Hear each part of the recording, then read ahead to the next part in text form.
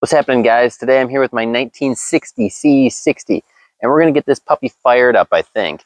I've had this thing a couple years and tinkered with it here and there, but never really took the plunge of like getting it going, and today I think is going to be that day. I got the engine freed up. It turns over just fine with the starter, and I think I have the technical know-how to make it hum again. The clutch is stuck in or out some way, shape, or form, but I want it to at least run, because you know a project vehicle that runs gives you so much more motivation than one that's just sitting there a hulking mess, you know. And if I can get just a little bit more gumption on this thing, I think it'll be on the road again. So let's see what I can do. So these old rigs are powered by a straight six motor. I think it's a 258 or 268, somewhere in that neck of the woods.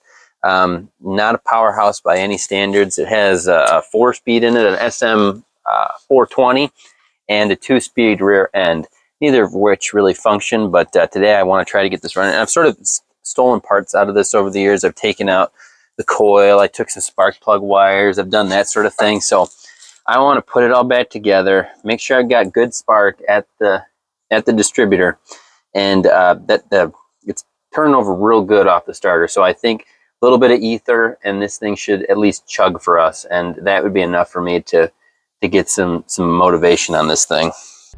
So what I've actually done is brought with me a little bit of a cheat code. This is a very, very, very similar motor to what's in this big truck here, and I'm going to be able to compare ignition systems, route the spark plug wires the same way, all of that stuff. So I'm just going to be kind of using this truck for reference here and there if I have to. So I'm going to pop the hood and check it out. This truck is a 54, but this is just your basic straight six Chevy pattern. It's going to be exactly the same as what we're looking at on the big truck over here, so it's going to be kind of helpful for me. So with straight sixes, they're pretty simple on figuring out, you know, which cylinder is which one. Either they start with number 1 here or number 1 in the back. This one, in most, if not all, Chevy straight sixes start with number 1 in the front, and we know that the pattern, I've written it down here for myself, it's the same on basically all these older trucks with straight sixes. 153 624. All right, so the wires are back to where they should be. So next I'm going to be making some wiring for my little coil here.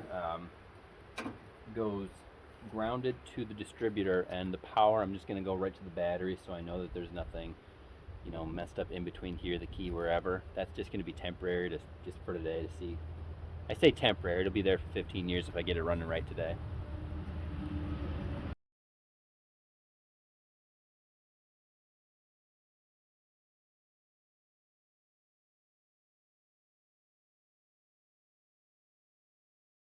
So here's the finished product. Positive going to the battery, negative going to the distributor. So we're going to stab this back into its home up here, and I think we'll almost be ready to crank. We'll see in a sec. Stab that right in its home right there. Doesn't need to be perfect.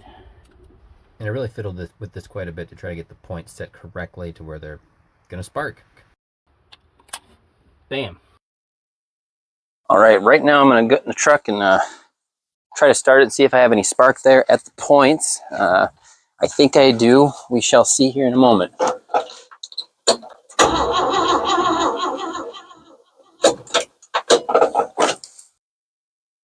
All right, I've reached a point where I think I'm ready to try it out, see if this thing will start.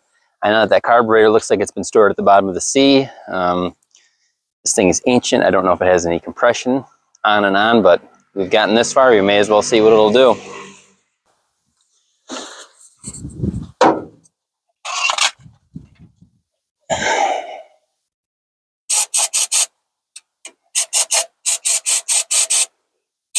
I will settle for any sign of life. Absolutely anything. A cough, a fart, a spark. Whatever. Let's see what it'll do. Oh my goodness. Oh my, that was running. That was legitimately running. They said it couldn't be done. They said I was crazy. That truck will never run. Engine seized. What do they know?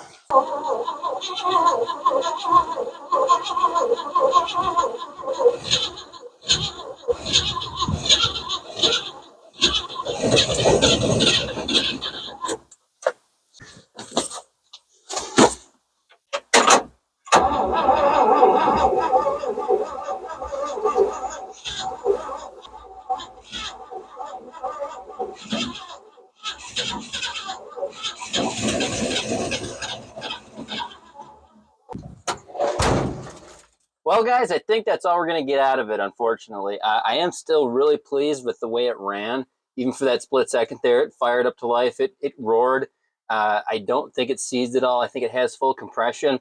What I think it needs is a carburetor that's not ancient and a real fuel source. I mean, it probably picked up some bad gas also from the old tank here. I really should unhook that line, but I think that's easily rectifiable with a new carb or a rebuild kit and just going through it. So before we take off, I do want to show you one of these running real quick just to show you how good they actually do run and sound. So one sec.